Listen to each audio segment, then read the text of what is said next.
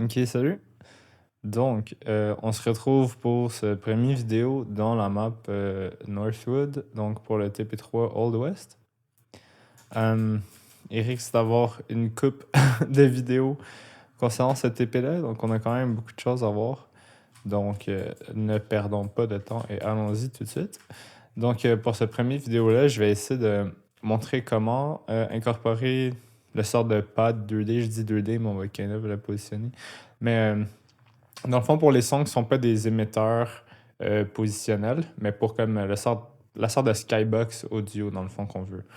Donc, je sais pas qu'est-ce que vous comprenez quand vous pensez à skybox audio, mais dans le fond, la skybox, souvent visuel, c'est, admettons, ce que vous pouvez voir ici au loin, c'est ce que vous pouvez jamais atteindre. Vous avez beau aller aussi loin que vous voulez, vous vous rendez jamais. C'est comme les trucs au loin. Puis l'ambiance, c'est un peu ça, dans le fond, quand on pense aux éléments diffus qui sont pas positionnés. C'est un peu les trucs ultra loin, mais qui sont comme tout autour de nous dans une sphère. Donc c'est un peu ça qu'on utilise souvent les sons non positionnés. Euh, Sinon, justement, on peut les poster en room tone. Fait que ça, c'est ce qu'on va voir tantôt en utilisant un AK spatial audio volume. Donc j'allais dans Wise pour vous montrer qu'est-ce que j'ai fait.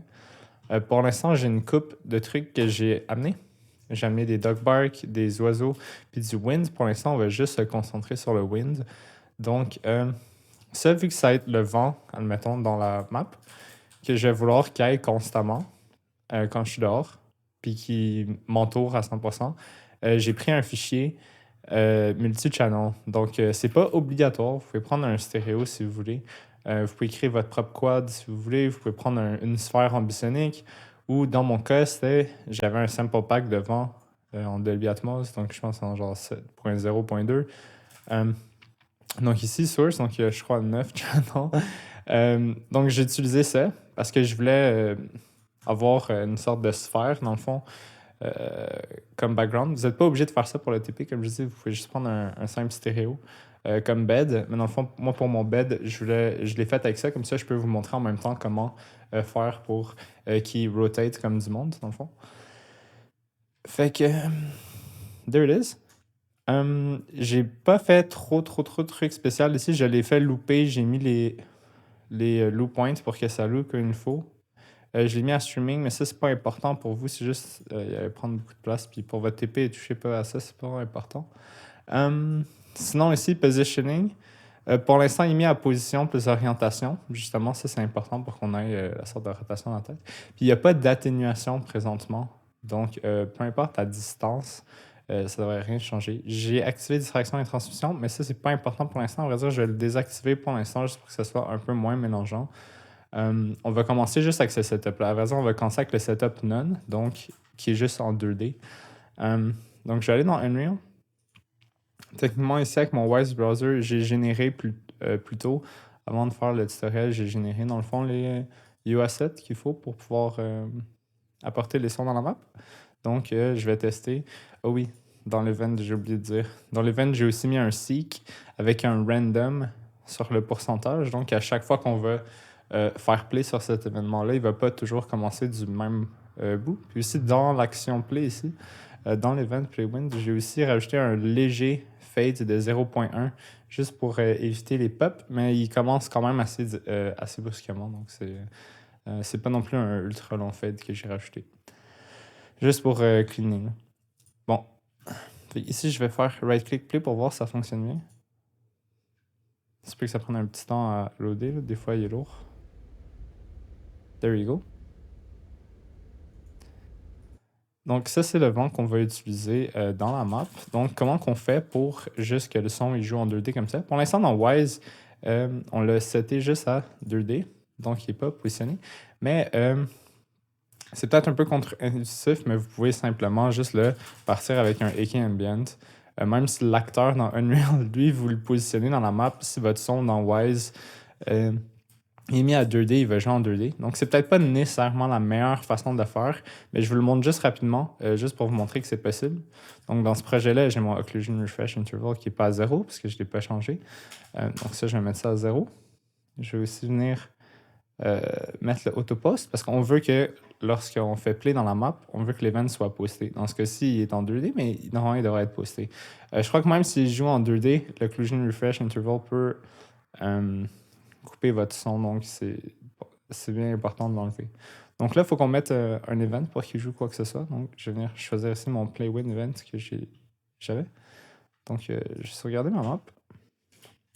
Je vais me faire spawner ici avec Alt-P. Donc, mon spawn player at setting est à current camera location. Donc, je devrais spawner juste ici. Puis, le vent devrait jouer normalement.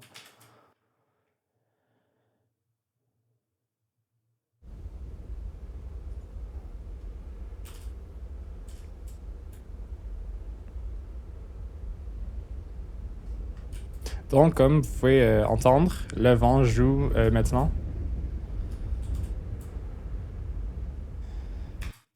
Donc, on a eu les résultats qu'on voulait. Par contre, j'ai demandé de faire un truc un peu différent pour le TP, juste parce que je veux que votre ambiance extérieure puisse fonctionner avec votre room de spatial audio que vous allez faire pour un bâtiment. Probablement celui-ci. Mais bref. Donc, ouais. Là, je vais activer juste le positionnement, juste pour que vous voyez l'effet. Parce que aussi, surtout si vous le faites en 2D, c'est un peu bizarre comme méthode de rajouter un truc 3D ici.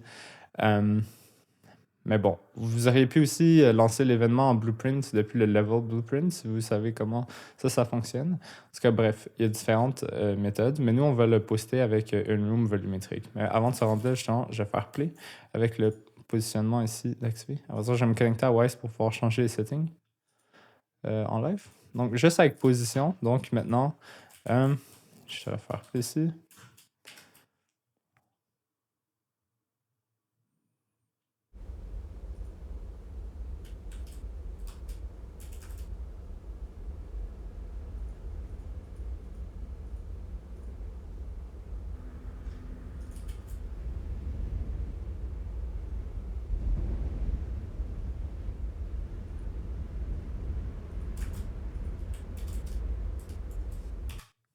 Ok, donc je vais juste regenerate tes soundbanks juste pour être sûr.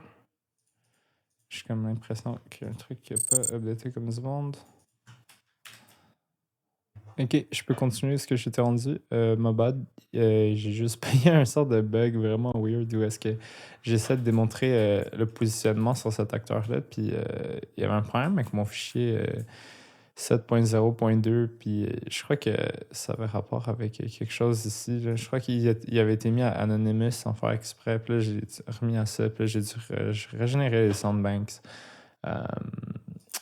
J'ai essayé une coupe d'affaires, là, fait que je sais pas trop c'est quoi qui l'a fixé, mais je pense que c'était ça qui l'a fixé, mais bon, peu importe. On peut continuer ce qu'on était. Donc, je vais me faire spawner ici. Ça, c'est drôle, les gazons qui nous regardent tout le temps, genre. En tout cas, bref. Puis là, normalement, le vent, on devrait le sentir positionné en 3D.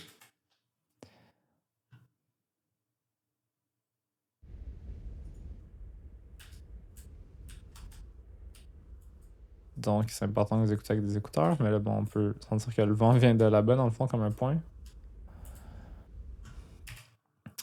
Donc, là, après, l'étape suivante, c'est dans le fond, au lieu de poster sur un Eke Ambient comme ça, le vent, quoique vous auriez pu le poster puis le mettre sur un Radial Sphere gigantesque ou quoi que ce soit.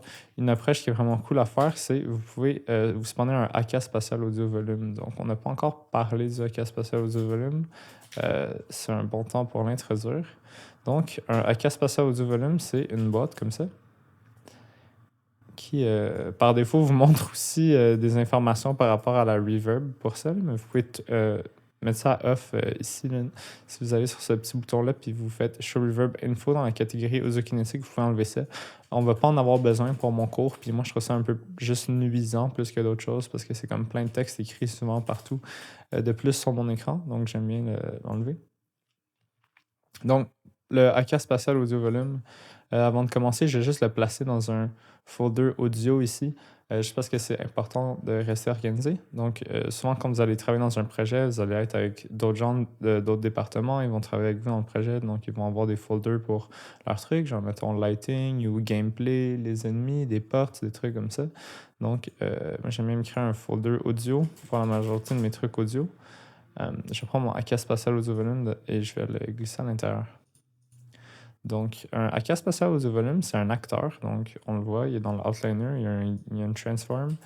Euh, donc, son default scene root, c'est un brush component. Donc, c'est quoi un brush component? Un brush component, c'est un type de shape dans Unreal que vous pouvez aussi rajouter par... c'est ici, je crois que c'est volume. Donc, admettons un trigger volume. Donc, ça, c'est un peu comme un AK spatial audio volume. C'est juste un trigger volume, c'est un type de volume qui fait d'autres choses. Donc, si on se rappelle, c'est quoi l'inhéritance? En fond, ça, c'est des objets qui sont dans la même famille puis qui peuvent faire le même genre de truc. Par contre, le AK spatial audio volume est beaucoup plus spécifique parce qu'il fait des trucs d'audio. Mais bref, le trigger volume pour l'instant, ce que je vais montrer, c'est que si vous allez dans les modes ici, il y a un mode qui s'appelle modeling. Puis le modeling mode, ah non, on va dire c'est brush editing que je l'ai exalisé. Brush editing parce que c'est les brush components. Donc les brushes, avant qu'on puisse utiliser le modeling mode sur les static mesh, comme la majorité des logiciels de 3D, on pouvait seulement éditer les brushes qui étaient comme des shapes propres à Unreal qui étaient faites pour rapidement pouvoir faire du grayboxing. Donc, ce qui est cool avec le brush editing mode, on y va, puis vous pouvez sélectionner des faces, puis vous pouvez, dans le fond, tirer dessus. Puis, il y a diverses transformations que vous pouvez faire. Là. Je vais resizer ça un peu parce qu'on voit plus grand-chose. Mais les deux qui sont vraiment importantes pour nous, ça va être Edit, qui est justement celle qui nous permet de sélectionner des faces, de les agrandir. Je pense que ça nous permet aussi de sélectionner des vertex, admettons. On pourrait faire CTRL pour en avoir deux en même temps. On pourrait faire Shift ici. Donc, par exemple. On pourrait aussi déliter un vertex. Paf. Bref, il y a plusieurs choses à faire avec ça. Je vais essayer de recréer un nouveau triangle ici, mais dans le fond, si vous sélectionnez un, vous faites CTRL, CTRL. Si vous avez sélectionné les trois, vous pouvez faire Create, ça va créer une nouvelle face. Bref, vous pouvez explorer, dans le fond, les options ici pour les brushes, mais ça ne va pas être trop compliqué ce que vous avez à faire pour le TP3. Mais bon, je vais déliter ici ce Trigger Volume, donc je vais revenir dans le Selection Mode ou juste Shift 1, dans le fond. Je vais déliter le Trigger Volume. Je vais prendre le AK Spatial Audio Volume, puis juste si vous retournez dans le Brush Editing Mode, donc Shift 7, vous pouvez faire les mêmes choses que vous venez de m'avoir vu faire avec le Trigger Volume. Donc, vu que c'est un brush, vous pouvez faire ça avec. Donc, la AK Spatial Audio Volume, c'est quoi? Donc, c'est ce brush qu'on a vu comme dans le Trigger qui nous permet de faire nos prep shapes avec. Puis ensuite, de ce brush, en enfant, il y a 3 components. Donc, ça, c'est des components qui ont été faits par Audio Kinetic. Donc, on a le Surface Reflector Set Component. Ça, c'est utile pour spatial audio, puis dire, admettons, des valeurs de diffraction de transmission par surface. Donc, si je retourne dans mon brush ici, chaque surface, on peut lui donner une texture acoustique. Donc, on pourrait dire, ça, c'est de la pierre, cette surface ici, c'est du bois, ça, c'est de la vitre. Donc, le Surface Reflector Set, c'est un peu ça qui sert. Il sert à gérer pour chaque un peu comme zone de notre brush, il nous permet d'entrer ces valeurs-là, dans le fond. J'en ai en section aussi. Donc, le set reflector, set component, à noter qu'ici, chacun des components, on peut décider si on veut l'utiliser ou pas. Donc, souvent, les gens, quand ils commencent à parler des rooms and portal, ils parlent comme s'il y a juste les rooms et les portals. Mais c'était peut-être le cas dans le temps, mais la nouvelle intégration Unreal, maintenant, on a juste la AK spatial audio volume, mostly. Puis on a aussi l'acteur pour les portals. Mais c'est juste l'acteur du AK spatial audio volume qui contient divers components. Puis c'est à nous de pick and choose, dépendamment de ce qu'on veut faire avec le AK spatial audio volume. Parce que le AK spatial audio volume peut faire plein de choses, dont des rooms. Mais il peut faire des sources volumétriques, il peut faire plein de trucs. Donc, dépendamment de ce qu'on veut faire, on va venir activer ou désactiver certains components. Dans ce cas-ci, je vais juste regarder rapidement ici, c'est quoi que ça dit Enable Surface Reflector. Je crois pas qu'on en a besoin parce que c'est pour la diffraction. Puis pour la surface. À vrai dire, tout ça, on peut disabler. Je disablerais même ça. La transmission là, je mettrais ça à 0 vu qu'on sait juste être une globale qu'on fait. Mais ouais, non, je ferais juste enlever le Surface Reflector Set. Dans ce cas-ci, j'en ai pas besoin parce que ce que je m'en vais faire, c'est seulement un volume global qui englobe un peu tout le niveau. Le Late Reverb Component, donc le Late Reverb Component, ce qui sert à, c'est de pouvoir mettre des envois d'auxiliaires sur des bus 3D pour ces rooms-là, ou ces volumes-là, à vrai dire, je ne dirais pas ça room, mais juste ces volumes. Donc, c'est un peu pour faire des volumes de réverbération. Donc, souvent, ça peut être combiné en même temps aussi avec le room component pour faire des simulations acoustiques de pièces. Donc, le late reverb component, je vais le désactiver pour l'instant, parce que dans cette vidéo-là, je ne vais pas mettre la reverb sur tout le niveau complet, mais on va le réactiver un peu plus tard dans le tutoriel, parce que je pense que ça pourrait être intéressant de faire ça. Mais bon, on peut voir ici le sound level, on peut voir la priorité de reverb, ça va être important. Quand il y a plusieurs volumes qui s'overlappent, c'est celui avec la plus haute priorité qui va gagner. Auto 5 aux bus. Donc ça fera une assignation automatique avec les paramètres ici qu'on pouvait voir, qui analysaient dépendamment de la taille de notre volume. Donc, on n'utilise pas vraiment ça pour mon cours. Souvent, je l'enlève. Si vous voulez mettre un envoi de reverb spécifique, ça va être ici. Vous devez l'écrire dans Wise, mais ensuite, c'est comme un event. Vous venez le chercher, puis ensuite, votre bus de reverb va être mis. Fait que ça, on va voir ça plus tard. Pour l'instant, ce qui nous intéresse, c'est Room ici. Donc, Enable Room. Ça, on met ça à True. Donc, c'est pas parce que ça s'appelle Room que c'est nécessairement pour faire une Room. Donc, vous voyez plus, quand vous voyez Room ici dans Acaspatial Volume, ça parle du système de hiérarchie des volumes. Dans le fond, c'est un peu ça. Donc, puis d'event volumétrique. Donc, la hiérarchie des volumes, c'est qu'on peut donner une priorité, puis c'est comme ça que le Wise va savoir dans quel volume on est. Donc, s'il y a plusieurs volumes qui s'overlappent, celui avec la plus haute priorité, c'est dans celui-là qu'on va être. Ça nous permet de mettre des volumes dans des volumes dans des volumes, puis plusieurs volumes qui s'overlappent. Dans ce cas-ci, la priorité de ça, vu que c'est le volume qui va englober toute la map, mais que ça va être celui qui va être la plus basse priorité. Dans le fond, dès qu'il va y avoir un autre volume, ça va overrider lui. Donc, je préfère des volumes pour les maisons. Fait que lui, ça va être la priorité la plus basse de volume. C'est comme dans Photoshop, on a nos calques, puis on peut mettre la plus haute priorité, ça serait sur en haut. Dans le fond, ça serait notre volume 3D avec la plus basse priorité. Donc, transmission loss, ça, souvent, c'est pour les redirects. C'est comment les murs de ce volume-là vont couper. Dans ce cas-ci, on n'essaie pas de couper quoi que ce soit. On veut juste un volume qui ne fait rien à part jouer un son volumétrique. On va enlever la transmission sur ce volume-là. Et qui event, on peut choisir à quel point notre event qu'on joue volumétriquement envoie notre reverb volumétrique aussi. Fait que très utile. Autopost. Donc, c'est comme l'AK Ambient Actor. On a un autopost pour notre event. Donc, ici, je vais faire autopost oui. Puis, je vais venir choisir l'event devant. Donc, si je fais Play Wind maintenant, ça va faire un autopost. Donc, comme le AK Ambient Actor, au début de la map, ça devrait jouer le son. Donc, j'aimerais faire spawner. Oups. Là, comme tantôt, normalement, ça devrait jouer le son avec qui vient de cette zone-là. Donc, je vais faire Alt-P.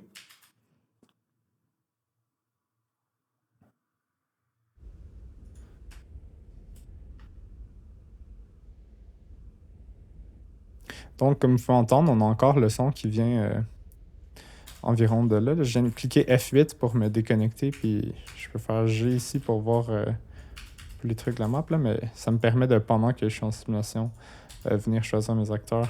Dans ce cas-ci, il me le montre pas, là, mais bon, je peux voir le gizmo qui est là. On dirait que le son vient d'ici. Bref, je vais me remettre dans ma vue. OK. Donc ça, c'est cool. Ça fait qu'au lieu d'avoir un émetteur qui était un point source, puis au lieu d'avoir un émetteur radial, maintenant on a un émetteur volumétrique en forme de cube. Donc dans ce cas-ci, on n'est pas tant plus avancé parce que le cube il jouait de là-bas puis il était positionné. Donc ce qui est cool à faire avec un volume global, moi j'aime bien faire ça comme ça. By the way, je vous montre ma méthode, c'est pas la méthode, dépendamment de si vous faites un jeu vidéo en 2D, en 3D, dépendamment si c'est important qu'on ait des bonnes simulations entre les rooms. Ce que je vous montre là peut être overkill, c'est juste je pense que c'est important de vous montrer. Donc, juste nommer ça ma room global. Ici, la position, je vais aller mettre ça à 0. 0. 0. Puis là, je vais cliquer F. Ça m'amène genre en dessous de la map ou de quoi. Je vais prendre ici le scale. Puis là, il est à 1, je vais mettre ça à genre 1024. Puis là, dans le fond, ça vient de tout mettre à 1024. Puis là, si je check, mon volume est rendu gigantesque. Fait que dans le fond, peu importe où est-ce que je suis, quand je vais être dans la map, je vais me retrouver à l'intérieur de ce volume-là. Donc, c'est un peu comme l'émetteur radial qu'on avait fait dans le gym. Quand on était à l'intérieur de la sphère, ça jouait tout autour de nous avec un spread de son. C'est un peu ça le système de room. Dans le fond, tantôt, on était à l'extérieur du cube. Donc, la taille puis le spread stéréo, c'était la taille du cube. Un peu comme avec l'émetteur radial, qui était une façon de calculer automatiquement le spread avec une sphère volumétrique. Dans ce cas-ci, c'est la même chose, mais pour la shape qu'on dessine avec le brush. Donc, maintenant, on a créé un cube qui englobe toute la map. Donc, ce qui est cool avec le room event, la différence entre le room event puis le post-event normal, c'est que justement, quand on est à l'extérieur de la shape, ça va utiliser la shape pour positionner le son. Quand on est à l'intérieur de la room, dans le fond, c'est comme si l'event était posté sur notre tête. Donc, au lieu de se retrouver là-bas, il se retrouve sur nous. Puis tant qu'on est à l'intérieur du volume, l'event se retrouve comme un peu sur la tête du joueur. C'est comme si dans le blueprint du joueur, je venais mettre un AK ambient qui était en fond. Donc, peu importe où ce que je bouge, l'event, il me suit dans le fond. Fait qu'il n'est pas comme positionné quelque part. Il est positionné quelque part quand je suis à l'extérieur du cube. Mais dès que je rentre à l'intérieur du cube, l'event, il me suit, il est sur ma tête. Donc, on va tester ça. Je vais faire play ici. Alt P.